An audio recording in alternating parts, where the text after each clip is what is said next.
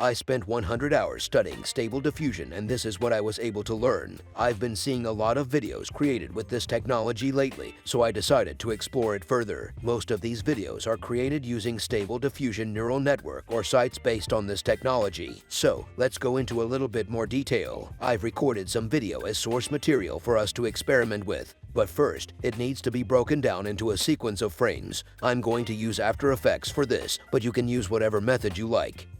Let's download the neural network itself. We will use the version with web interface from Automatic 1111. Download it from the link in the description of this video and unzip it into a convenient place. Then open the folder and run the file WebUI user. After a while, a link will appear that looks like an IP address. This is exactly what we need. On the open page, we need the M2M tab. We load one of our frames, write prompt and choose something we like.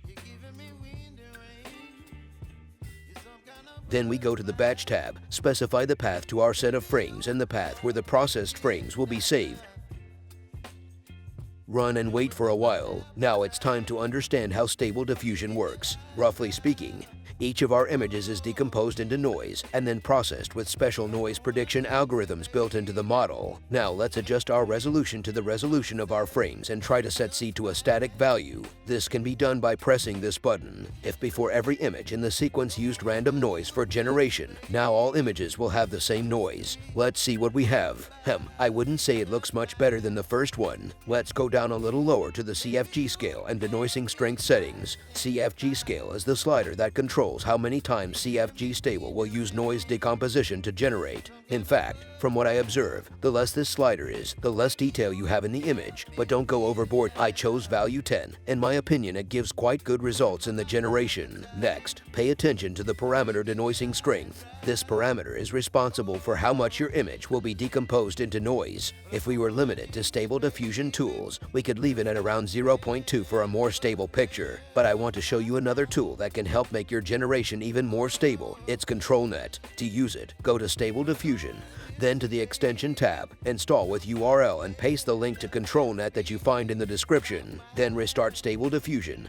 Then go to Settings, look for ControlNet there and set the number of controllers we can use at the same time. I have set 3. That is enough for me for now. Next, we need the models for ControlNet. Follow the link in the description with the models and then download them. I have so far only figured out the Canny and HED models and sometimes used OpenPose, but in this video I will show you only HED because I like it best. We move our models to the Stable Diffusion location folder, then look for the extensions folder, then ControlNet, then models and drop our models there. After that, we need to completely restart our neural network. Now, go back to M2M and see that there is a ControlNet tab at the bottom. This extension allows to make generation more predictable by decomposing source frames into loops, on which generation will take place afterwards. I will show you how to enable and configure these features. First, we expand our ControlNet and load one image from our sequence. Then turn it on. Select in the preprocessor window, for example, HED, and in the model window select ControlNet HED. We press the gaze button and see that our frame is decomposed into contours. Here we can adjust the resolution and how much influence our controllers will have. At the bottom there are checkboxes. Balanced. My prompt is more important. ControlNet is more important. I recommend using balanced, as it gives the most pleasing results. I decided to change the original prompt a bit, also added some negative prompts. They are also quite important for the generation.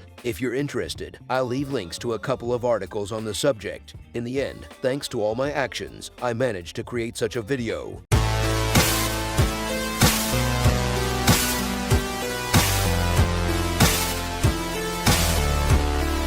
Yes, it's not perfect, but I consider it a good result. I'm currently learning Epsing and the temporal kit, so I'll be making a video about it soon. Thanks for watching. If this video was helpful to you, please like it. If you have any comments or tips, I'd love to hear from you in the comments. See you soon.